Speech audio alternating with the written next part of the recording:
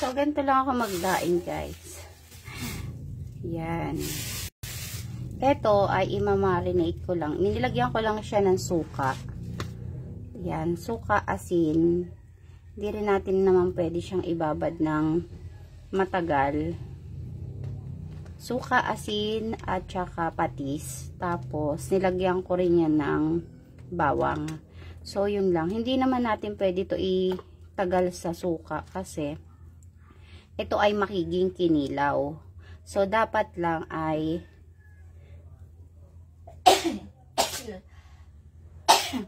na-atching ako sa paminta. So, dapat lang ay saglitan lang natin siya. Parang paliliguan lang natin siya. Para hindi naman siya tumagal ng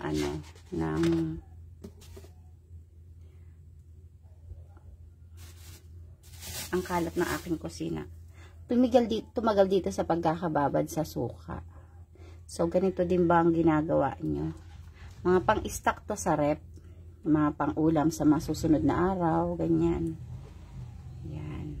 Tapos, ang ginagawa ko dito, mga ate, ay inilalagay ko muna siya dun sa baba ng rep. Hindi ko muna siya nilalagay sa freezer. Para yung suka ay ma-absorb niya. At hindi siya madaling masira. So, kung lulutuin nyo naman ito mamayang gabi, pwede nyo hindi na ilagay sa freezer. Pero ito kasi ay pang-stock ko o pang-stock namin.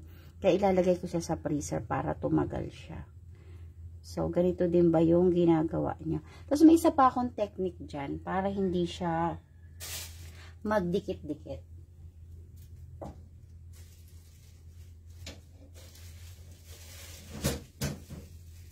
Ayan.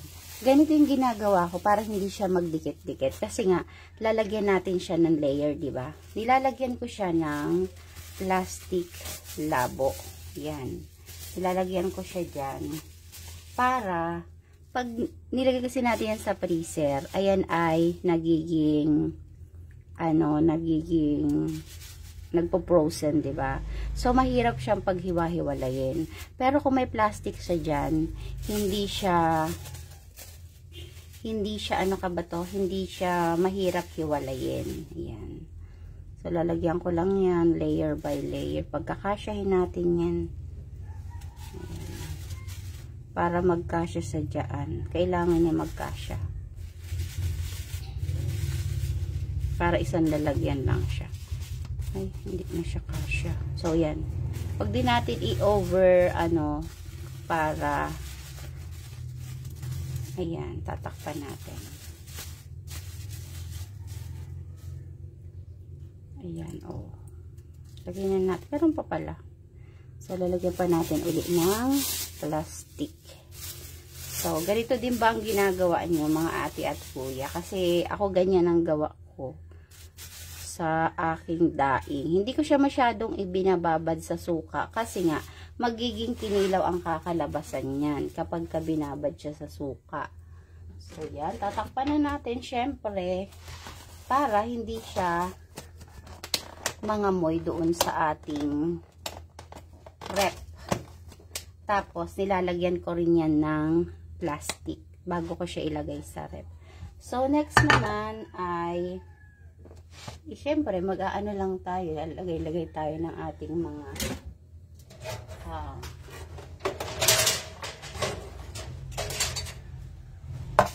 yung ating pork chop naman ang ating i-arrange. So, ganun din ang ating gagawin sa ating pork chop. Lalagyan natin siya ng plastic para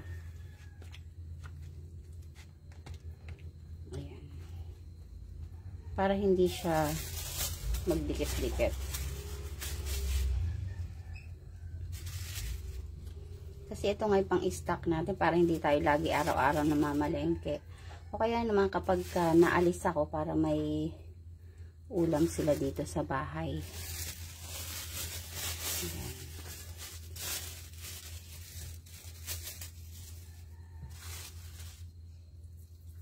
Ay, ano na pala to? Diyan pa na yung iba. So, again, ganyan lang. So, yan. Tapos yung pork chop at tatakpan na natin siya. So, maganda yung may ganito kang lalagyan or organizer. Lalagay mo sa freezer. Next naman ay yung ating liempo. So, yung liempo, hindi ko pa siya nakat kasi hindi ko alam kung iihawin ko ba ito o ipangsasahog ko lang sa aking mga panggisa-gisa. So, yan. Ito ay walang takip. Ang gagawin ko naman dyan ay i-cling wrap ko siya. So, hugasan ko pa yung iba na nabili ko.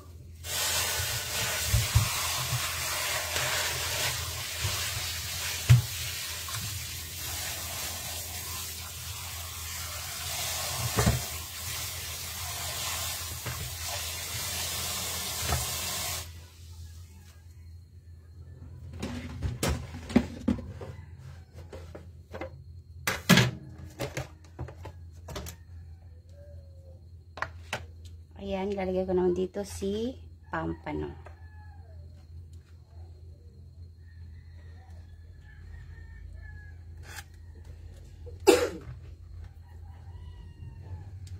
Ayan. Gusto niya mag-hi sa inyo. Hi! So, yan.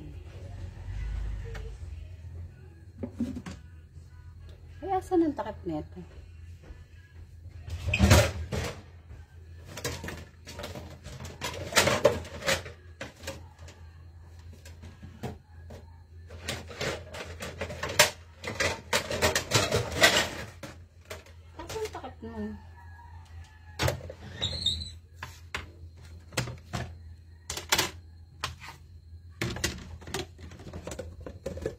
Walang takip.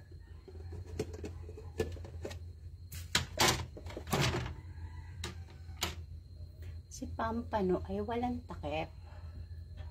Asan na takip?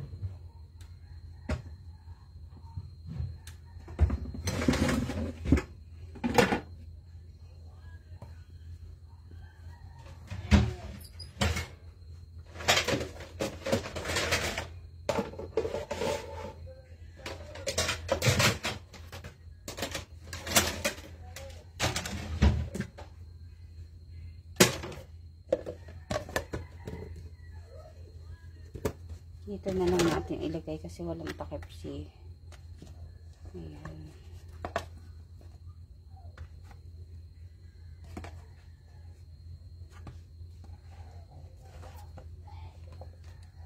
Ayan, kasya naman dito.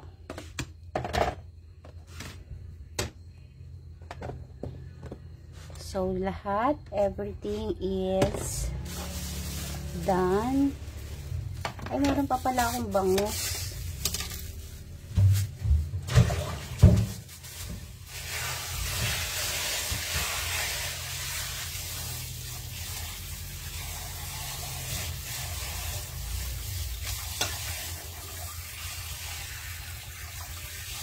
Anak, kuha mo nga ako ng ng kamyas sa likod. Papaksiwin ko tong Luluto ako ng paksiw. Kuha mo ako ng kamyas.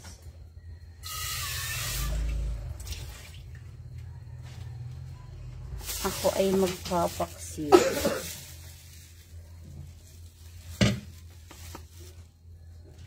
Wala naman din. Oh.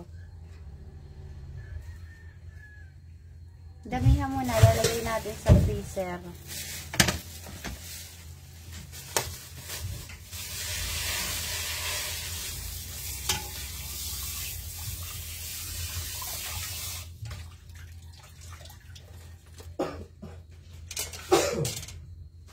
Ito namang chicken, ang gagawin ko dito ay pinapilay ko kasi to.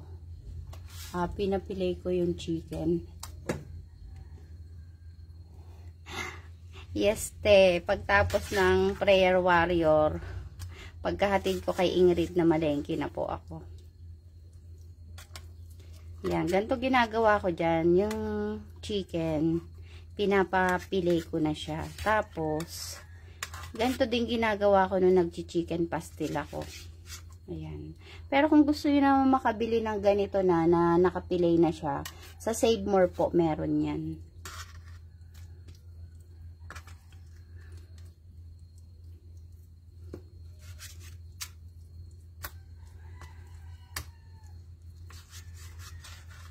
Tapos, lalagyan ko yan ng cornstarch, saka breadcrumbs.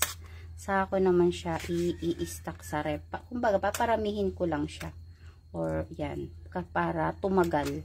Tapos, ang ginagawa ko naman dito ay nilalagay ko sa cling wrap para nakaplat siya isa-isa. Para kahit frozen siya, pwede siya maprito.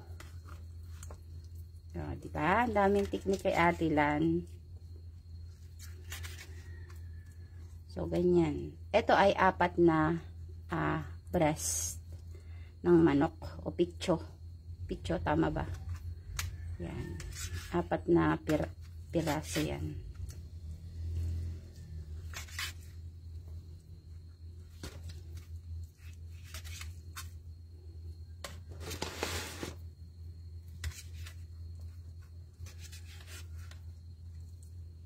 So, yan ang akin. Tapos, syempre, dito, papakita ko sa inyo.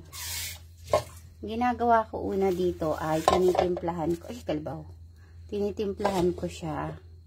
Yan. Tapos, nilalagyan ko siya ng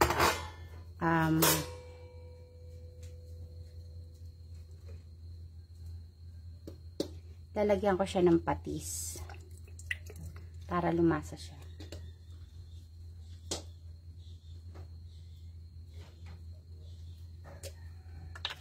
Pagtapos ay paminta. Para may lasa na siya.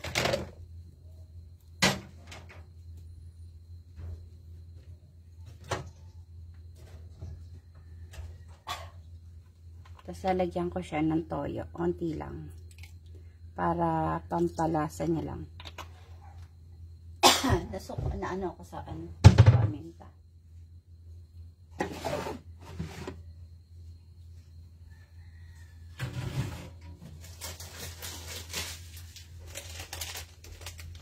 Dahil wala na akong cornstarch, ilalagay ko na lang ay breadcrumbs. So, yan. Lagyan natin, halo-haloin muna natin siya para lumasa.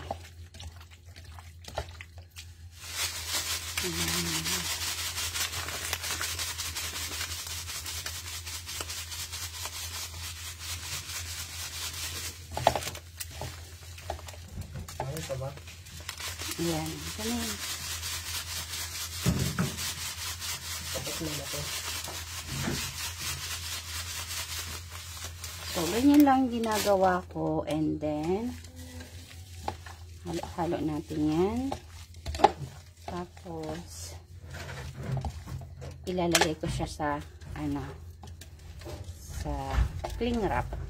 Pwede ko itong lagyan rin ng, oyster sauce. Kaso wala na akong oyster sauce, kaya hindi ko na siya lalagyan. Ang lalagay ko na lang sa kanya ay ginisa mix. Yan, ginisa mix yan, nilagay ko lang dito sa bote.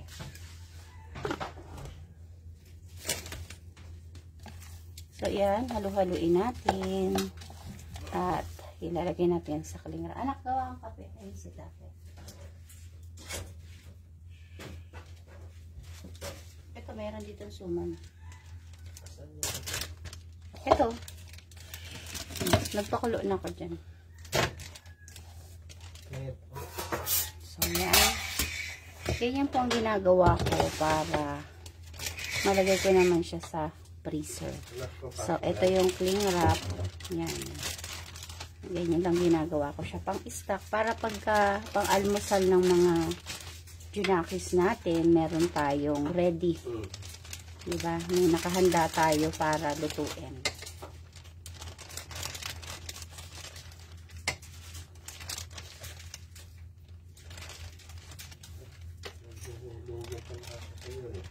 So, yun lang. Ang bango. Pwede mo rin rin to lagyan ng ano, paprika. Yan. Kaya lang ginagawa ko siya para ready na to to fry.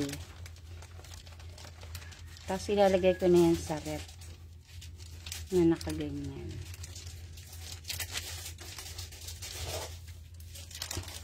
Yan.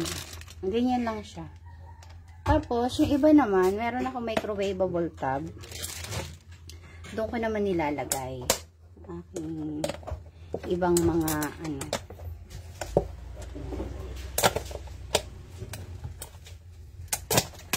Yan, dito natin ilalagay yung iba. Lagyan mo asukal ya anak, sausawan. Yan.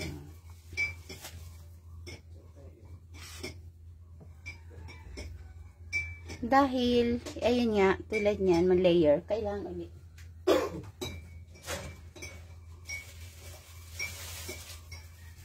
Kailangan ulit natin lagyan siya ng plastic. Dito naman kapag kaganyan, pwede mo siya itupi. Ganyan. Yan.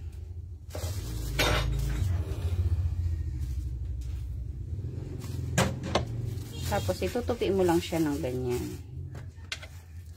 Mas madali kasing magluto kapag ka madaling araw, kapag ka hiwa-hiwalay na yung ating mga iluluto. Sino 1 po? Ay, ano dito? Ito. Ayan. O, diba? Ayun yung ating mga pang-stock sa ating ref.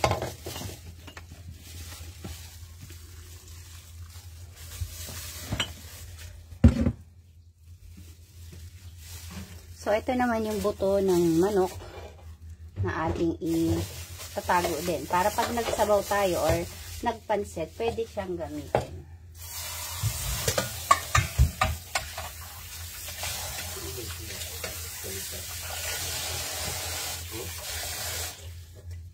So, dito naman natin yung i-store yung ating mga buto. So, yan. O, diba? Yan yung ating mga napamili at yung ating pang isa at yan. So, ngayon ay magluluto ako ng lalagay ko muna ito sa yan. Tapos ngayon ay magluluto tayo ng kamyas.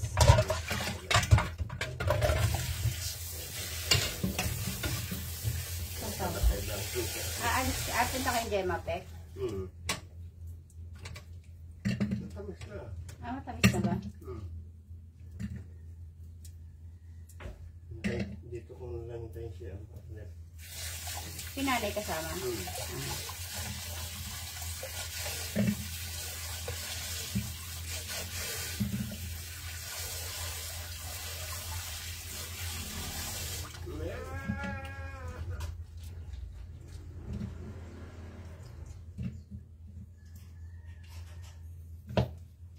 So, ngayon ay magpapaksiw tayo dahil maraming ang kamyas dun sa likod ng bahay. Yung pinakita akong video na nakaraan na nanunungkit ako, dun po yun sa likod ng bahay ng biyanan ko. Kaya, nasasayang lang, nalalaglag.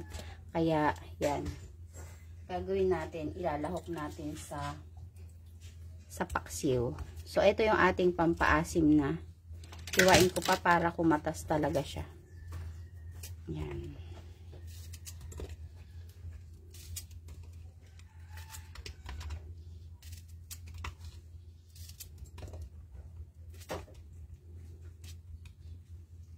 Sayang lang yung kamyas doon, ang dami.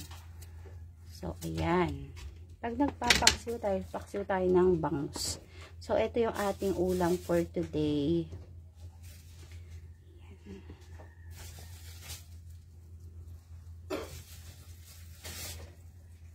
Yan. At yung gagamitin natin suka, syempre, yung kaninang pinagmarinitan natin ng daing. Suka din naman yan. Yan. Ang dami. Baka naman umasim masyado yan. Lagyan na lang natin ng kaunting tubig. Yan. Tapos, hihiwaan natin ng bawang at saka ng sibuyas.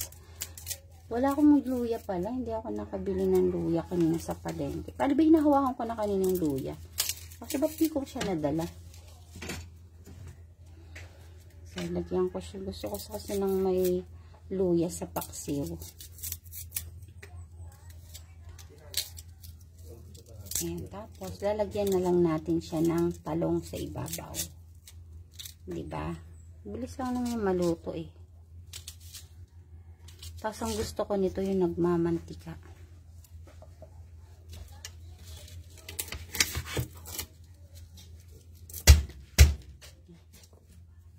Ingay na ng ano ko. Ingay ng bawang ko. So, yan. Ayan na siya. At isasalang na natin yan sa ating kalan.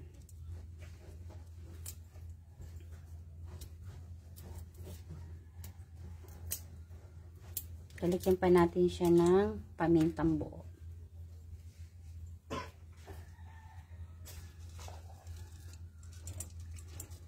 Yan.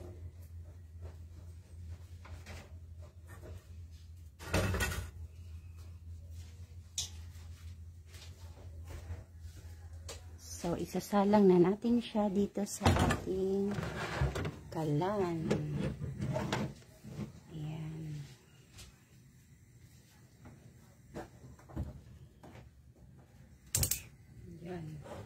So, yun lang ating video for today. Sana ay may natutunan kayo.